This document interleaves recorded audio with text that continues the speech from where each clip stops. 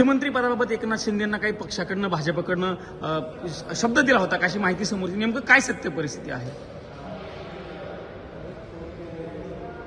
विधानसभेच्या निवडणुका भारतीय जनता पार्टी, शिवसेना आणि NCP आम्ही एकत्र लढलो.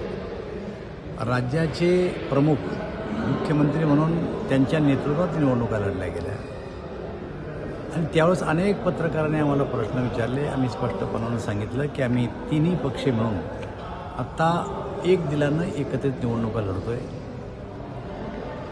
एकनाथराव शिंदेच्या नेतृत्वाखाली निवडणुका लढतोय.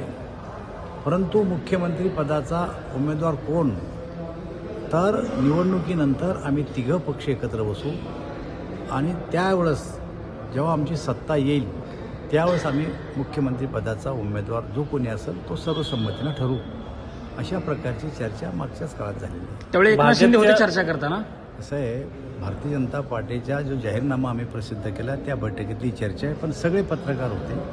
त्यामुळं काही कोणाला कॉर्नर करण्यासाठी हे वाक्य वापरू नका. तर हे जे काही पॉलिसी, जे काही धोरण आहे आमच्या अलायन्सचं, त्या संदर्भात मी बोलतो आहे की आमचे पक्ष मुख्यमंत्री पदाच्या विषयावर कुठेही आमचं घोडं अडलेलं नाही.